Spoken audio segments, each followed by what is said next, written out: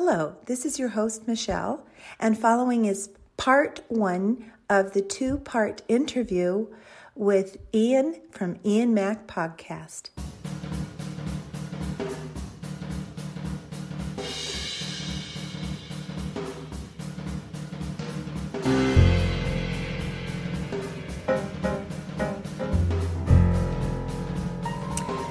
Hello, this is Michèle at Dasami Publishing Limited, and with another episode of Dasami Bookworm Podcast.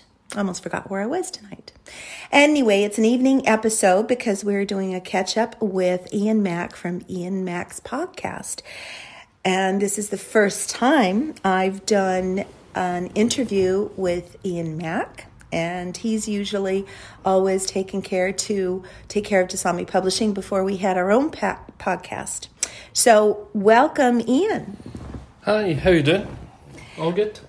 Absolutely. It's just great. So, tell me what you've been up to for the last few months. Where do you want me to start? Ian Mac's podcast. I haven't really been doing very much of them, concentrating more on my other one, which is Grumps and the Lad Chat Sports, which has been rolling on. Started out as a little idea during the start of lockdown, and we are now on episode 89, which we shall record this week. So what special recording will you do for your 100th episode? I thought about this, and I had a chat with a lad, and we're thinking of maybe bringing in his dad, who has helped out in emergency situations. Maybe bring in Russell, who has been so loyal and true since episode 1. Maybe bring in his uncle as well and have a look back. Obviously, we'll do the weekly podcast because, I think we're scheduled for 100 maybe at the start of January. It's 11 weeks from now. Work it out yourself. Start of January. I look forward to 2023 and I look back over the previous 100 episodes. I'm really, really looking forward to that one, to be honest with you. That sounds like a wonderful celebration. Of course, a century for anything is wonderful, so 100 episodes. So I know you had a great episode with Russell when he traveled to Spain? Sevilla? Yes. Russell's road to Sevilla? Yes. Yeah, that was brilliant. That will definitely be looked back on.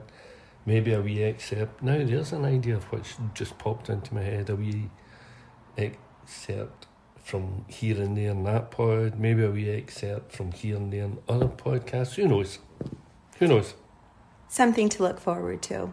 I'm looking forward to it, to be honest with you. I never thought we'd get to 100. I thought it might have lasted a few weeks, and since we started, I think we're over 2,000 listeners now, which is pretty good.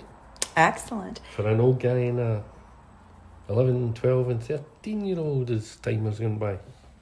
It travels too quickly, that's for sure. Tell me about Simpson and his writing. Well, for anybody that listened to your International Book Festival podcast, which you did quite a few of them, and I really got to stick my hands up. I thought you made a great job of these. Everyone will know that Ian Mac is actually Simpson Monroe. Yes, it's me. So, and things have started to come out that it is me, and I must say the response has been, up to now, seriously favourable. Anyone thinking they're an author like Ian Rankin and all the other great crime writers just kind of sit down, write a book, give it to a producer or a publisher, blah, blah, blah, and they're going to sell 1 million tomorrow, get their head up in their rear end, to be honest with you, because it just doesn't happen that way. Unless you're rich and you're famous.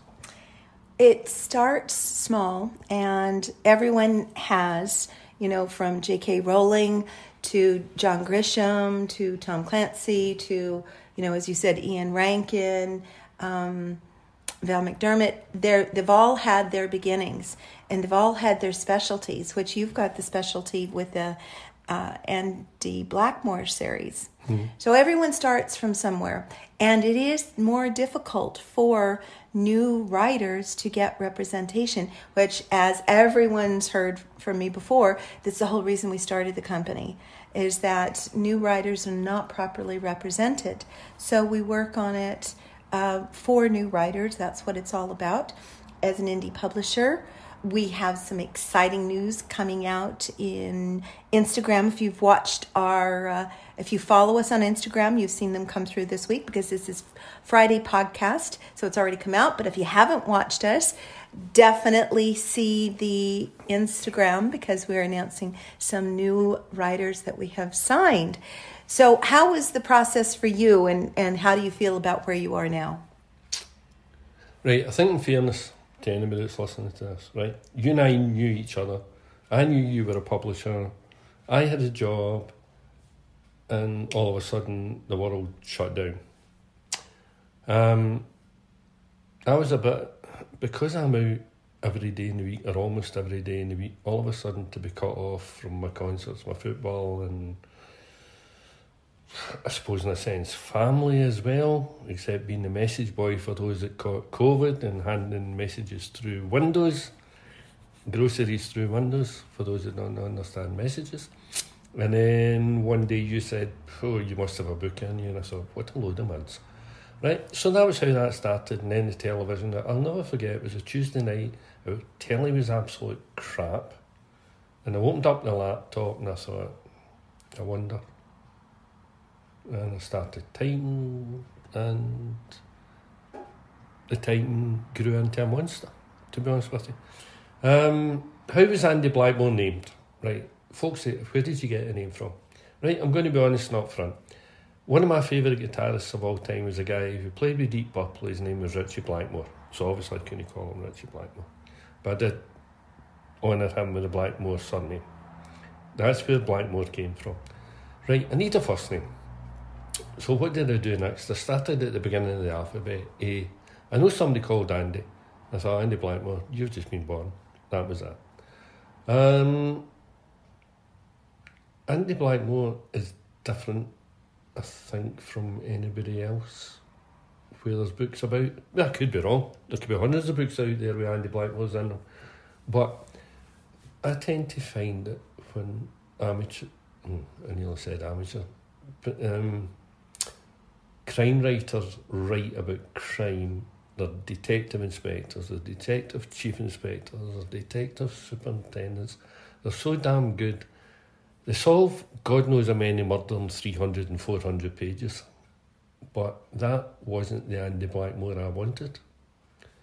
I wanted to show what it was like going from a building site, or being a shop worker, or just an ordinary person on the street, going into the police, joining the police, and starting from square one. And then when a few folk kind of realised what this was all about, what they're liking them to, and this will mean nothing to loads of folk all over the world, but it'll mean a lot to an older generation, that he was more like a Hamish Macbeth. Am I right in that name? Yes. I think I'm right saying he's a Hamish. I just wanted to create an ordinary cop who was going through his probation and trials and tribulations, being faced with things that he never ever thought he would see, hear, touch, feel. But in the background he also had a personal life. The trials, tribulations, love life, girlfriends, trying to marry that in with his working life. In other words, you made him human. Aye, yeah, I think so, aye. Yeah, he wasn't a superhero. He had his faults, has his faults. And I'm going to say has because it's an ongoing project. It was just ordinary. And that's why I quite like doing it. Right? And then we got to that, and then I come back to you and I went, right, I've written this, and we need to get this edited. Yeah, absolutely, no problem. And then the nightmare began that I discovered I absolutely hate the editing process. It was just like getting hit with a sledgehammer. Leave my book alone, it's my book. Don't interfere with my book. Aye, but you need a comma in there. Oh, stick a comma in and stick it where you put commas, you know. But anyway, and I still hate editing. And I'll be honest with you, I do. Right? Just leave my boy alone. He's quite happy going to the swimming. He's quite happy speaking to Neds. I think what folk have got to get into. I was born and bred in Glasgow, right? Yes. Andy Blackmore originated in Glasgow's East End. Andy Blackmore wouldn't be interested in a comma in a sentence, far less a full stop, right?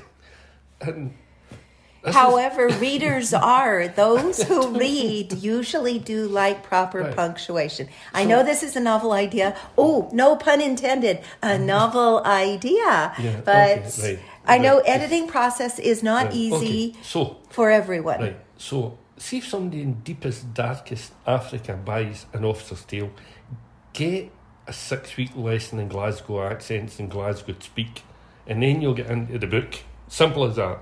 Absolutely, positively. And that's the thing, is that, and editors, that it is. I've said this before. That's your baby. You've created it, and you hand it to an editor, and they'll rip off an arm and tear off a couple toes and pull this leg off, and that's what it feels like, because it's your baby. However, not every baby, it needs to grow into and become an adult. And that's the editing process. And I know that it's been a bit challenging. However, we've got the new one coming out, which is the third one in the series. Well, right, let's take 2 steps back here. Right, so we initially created us, Jasami Publishing, editing. We created one book, then I did a follow-up. And somebody read both books and came to me and went, you got a problem here because you've created. And if this is, I'm going to give this. They were 2 short novels. Yeah, so this is a bit of advice from a total novice to someone who's thinking of writing a book. So I wrote 2 short novels, right? And somebody came to me and says, you know your problem here? Your problem is you're getting to know the characters in book 1, and it comes to a sudden halt with a wee trailer taking you into book 2, and then you've got to start going through all the characters again. Why don't you put book 1 and 2 together and make it a larger novel? So as you know, I then came to you and said, this has been put to me, what's your thoughts on this? And you went, yeah. Great idea. I agreed. Take 2 short. Take 2 shorts, make 1 decent one. Yes. So that was fine. That was done. These 2 short novels then became number 1, An Officer's Tale. Okay, so there was a lot of consternation amongst his shift whether he would see out his probation, because every cop in Scotland goes through a probationary period of 2 years. They've got to get through that before they become a fully fledged officer, right? So that was fine. Without trying to give too much away here, even though he was a bit of a lad, to say the least. Oh yes.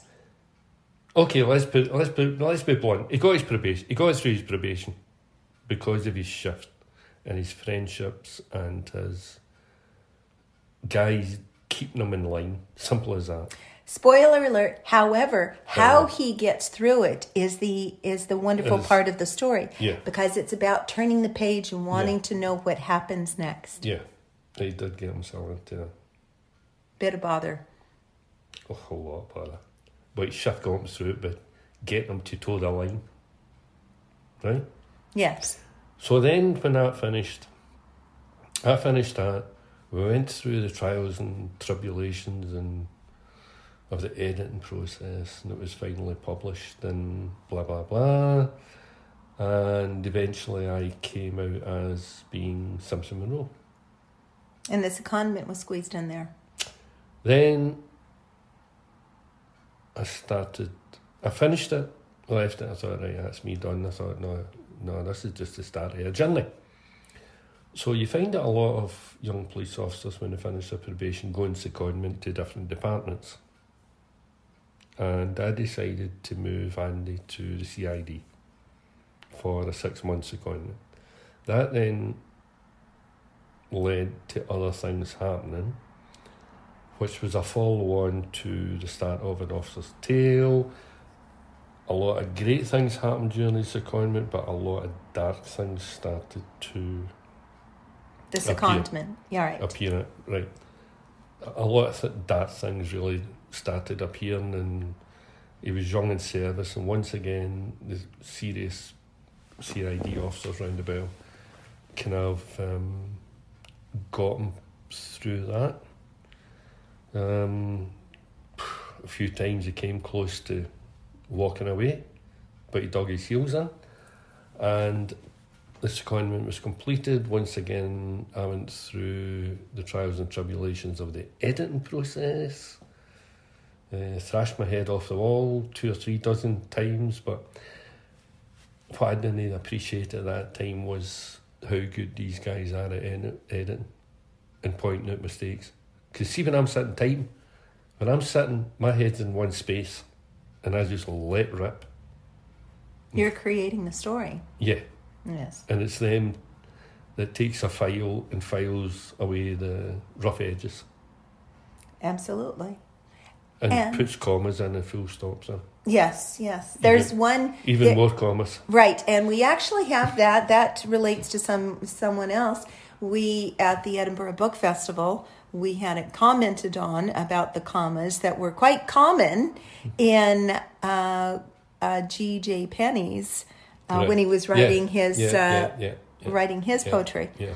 Commas and commas and commas, which had to come out. So you need the commas to go in yours. Right, so, okay. But it all helps. And it helps with the... Now, you have to say about the third book, because there is an arc to these 3 books. There's a story arc that goes through all 3 books. Basically, it's a series, right? Yes. The series has been created from book 1 to book 2. Book 2...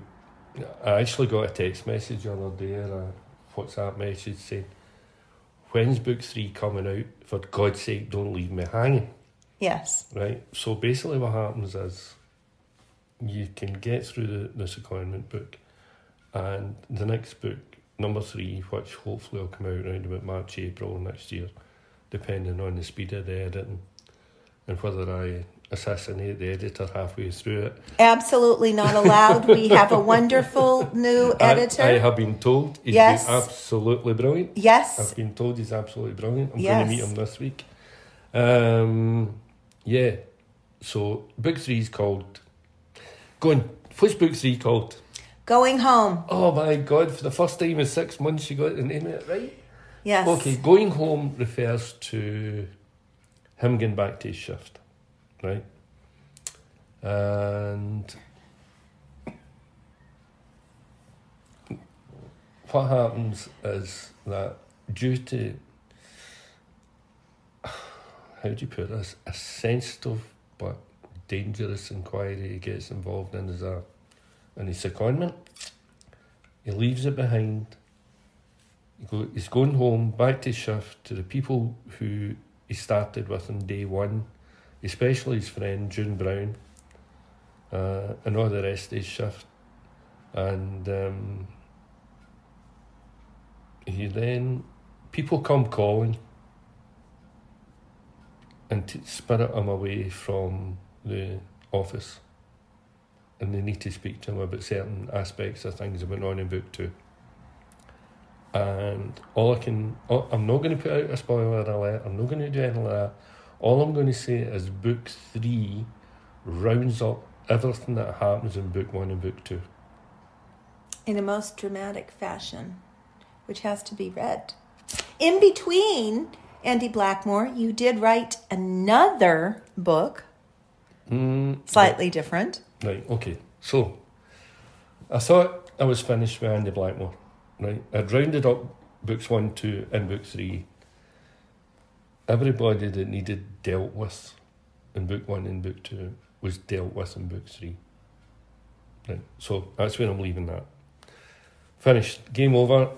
And I thought, I actually miss Andy. Right? So, but I hadn't any place to go with him. And I hadn't any other ideas. So I was on the train, I was heading into Glasgow, and I was crossing the bridge at Partick railway station. And for some reason, I looked down Dumbarton Road. Buses going here, taxis going there, cars going here, cars going there. And all of a sudden, I thought to myself, my next book's going to be based in Dumbarton Road, Partick. And that book then became The Publisher. Who is, as I always have to say, different from me because she has red hair.